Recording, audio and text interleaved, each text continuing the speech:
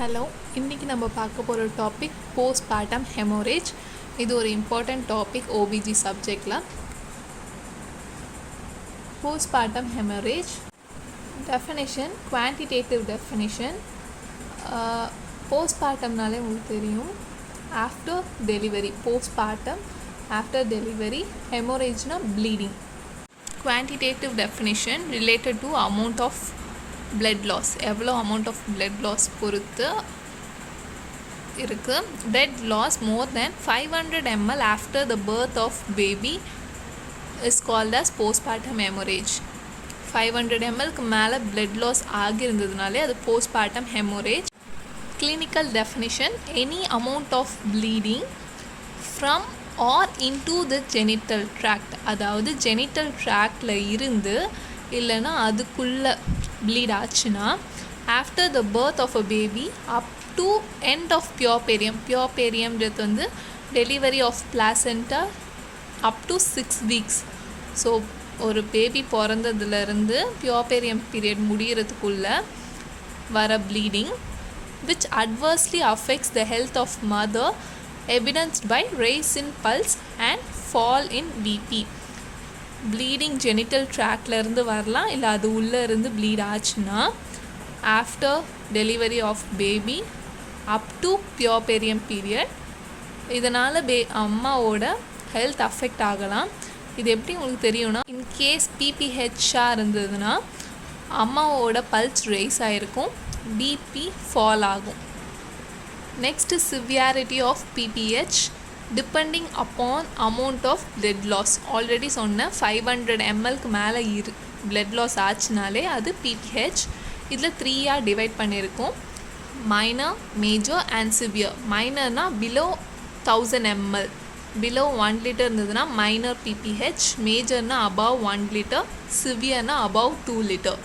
Incidence 4 to 6% of all deliveries. types of PPH, 2 types இருக்குது, primary PPH and secondary PPH.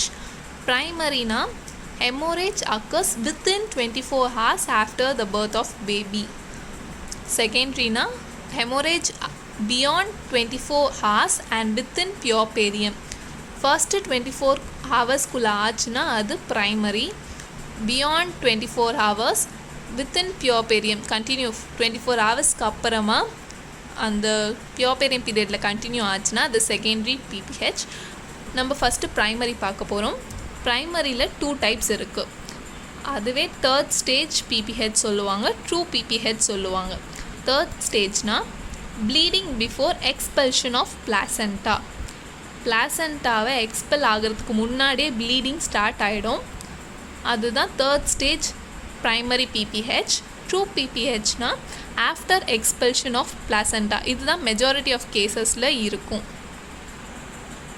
Primary PPH causes 4T. இந்த 4T வந்து உங்கள் வைவா கொஷின்லேயும் கேட்பாங்க. 4Tக்கு வந்து tone, tissue, trauma and thrombin. First one atonic uterus, second one டிஷ்யூவில் வந்து retain bits, blood clot, third one ட்ராமாவில் ஜெனிட்டல் ட்ராக்ட் இன்ஜுரி, எதனா ட்ராமான accident or injury.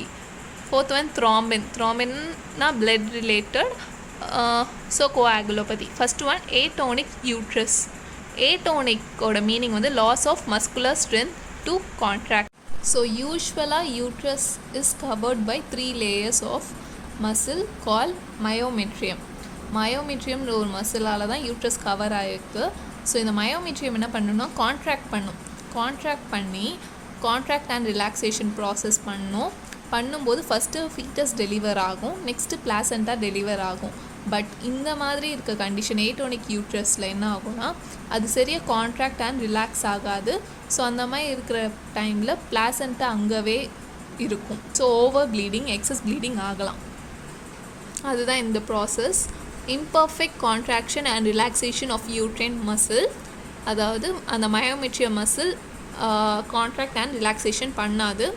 Tone uterine sinuses at the separation of placenta சரியாக வெளியே expel ஆகாது. Can get compress ஆகி expel ஆகாது. So bleeding continuous.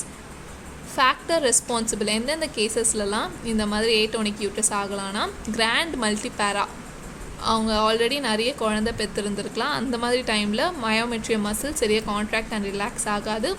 Over distension of uterus பெருசாக இருக்கும்போது, multiple pregnancy, hydramnios, amniotic fluid அதிகமாக இருக்கும்போது, பிக் பேபி அபவ் 4 kgs இருக்கும்போது, malnutrition and anaemia mother, antepartum haemorrhage இருக்கிறவங்களுக்கு, ப்ரொலாங்டு லேபர், ரொம்ப நேரம் லேபர் டைம் டெலிவரி டைம் எடுத்துக்கும்போது, uterine fibroid, mismanage 3rd stage. Already சொன்னேன் இது வந்து பிளாசண்டா டெலிவரி ஆகிற டைம்லேருந்து ஸ்டார்ட் ஆகும்னு. So premature attempt to deliver placenta, நம்மளா பிளாசண்டாவை எடுக்க ட்ரை பண்ணும்போது, ஆர் கார்டு புல்லிங், நம்ம கார்டு புல் பண்ணோன்னா ஓவர் எக்ஸஸ் ப்ளீடிங் ஆகலாம்.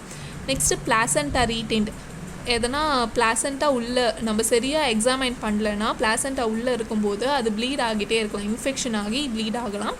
Partially or completely separated placenta, obesity and age over 40 years மதருக்கு நிறைய சான்சஸ் இருக்குது.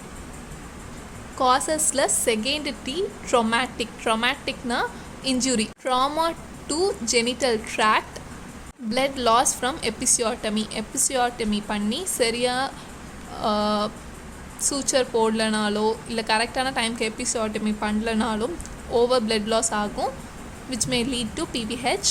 blood loss from C-section, cesarean sectionல blood loss நிறைய ஆகலாம். third T tissue, retained tissues, bits of placenta சரியாக examine பண்ணாமல் complete placenta எடுக்காமல் partially கொஞ்சம் விட்டுட்டோன்னா அந்த மாதிரி கேசஸில் blood clots can cause pph due to imperfect retraction, சரியாக ரிட்ராக்ட் ஆகாததுனால pph வரலாம். Next thrombin, blood coagulation disorders, maybe கன்ஜெனிட்டலாக இருக்கலாம் இல்லைனா அக்வைர்டாக இருக்கலாம். RH incompatibility, ABO incompatibility இருக்கவங்களுக்குலாம் சான்சஸ் இருக்குது. இதோட ப்ராக்னோசிஸ் புவர் தான், ஏன்னா pph life threatening and one of the major cause of maternal death. இது ஒரு main reason. How to prevent, antenatal பீரியட்லேயே இது எப்படி ப்ரிவெண்ட் பண்ணலான்னா, improvement of general health of mother, அதாவது மால் நியூட்ரிஷன் அண்ட் அனிமியா இருக்கவங்களுக்குலாம் நம்ம ஹெல்த் இம்ப்ரூவ் பண்ணலாம். Regular checkup HB level to prevent anaemia. Blood grouping, ஏன்னா காசஸில் த்ராம்பின் பார்த்தோம், blood disorders எதனா இருக்கான்னு. So ABO or RH incompatibility இருந்ததுன்னா செக் பண்ணி அவங்களுக்கு ஏற்ற ட்ரீட்மெண்ட் அப்போவே ஸ்டார்ட் பண்ணிடணும். நெக்ஸ்ட்டு இன்ட்ரானேட்டல் AMTLனா active management of 3rd labour. கரெக்டான மேனேஜ்மெண்ட் நம்ம பிளாசண்டா செப்பரேட் பண்ணும்போது கொடுத்தோன்னா 60% கேசஸ் ரெடியூஸ் பண்ணலாம். அப்சர்வேஷன் ஃபார் 2 hours, டெலிவரி ஆனதுக்கப்புறம் 4th ஸ்டேஜ் அப்சர்வேஷனில் வச்சுருக்கணும். எக்ஸாமைன் பிளாசண்டாவை நம்ம எடுத்ததுக்கப்புறம் அதில் எதனா பிட்ஸ் மிஸ் ஆகுதா இல்லை எதனா பிளேஸில் டேர் ஆகுதான்னு நம்ம செக் பண்ணணும். நெக்ஸ்ட்டு மேனேஜ்மெண்ட்டில் ஆல்ரெடி சொன்ன ப்ரைமரி ppHல 2 types இருக்குது. 3rd stage bleeding which occurs during 3rd stage of labor and true ppH. அதோட எய்ம் என்னென்னா to stop further haemorrhage, to stop further bleeding, to restore lost blood volume, already lose பண்ண blood அமௌண்ட்டை ரீஸ்டோர் பண்ணணும்னு. So first அதிலே management of 3rd stage bleeding primary ppHல. Placental site bleeding, எந்த இடத்துல ப்ளீடிங் ஆகுதோ பால்பேட் த ஃபண்டஸை பால்பேட் பண்ணிடணும் 3rd stage ஆஃப் லேபர் அப்போவே. And make it hard, uterine massage கொடுக்கணும். அன்டில் அது ஃபேர்ம் ஆகிற வரை, ஹார்ட் ஆகிற வரை மசாஜ் பண்ணிகிட்டு இருக்கணும். அதுக்கு தனி டெக்னிக் இருக்குது.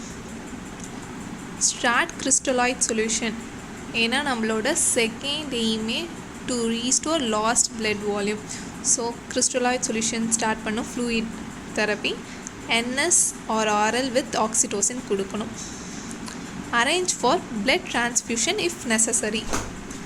Next oxytocin 10 units IV.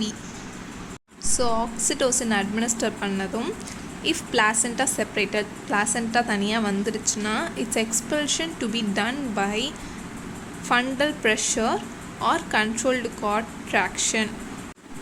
ஏன்னா கார்ட் புல்லிங் நம்ம தப்பாக பண்ணிட்டாலும் pph கண்டினியூ ஆகும்.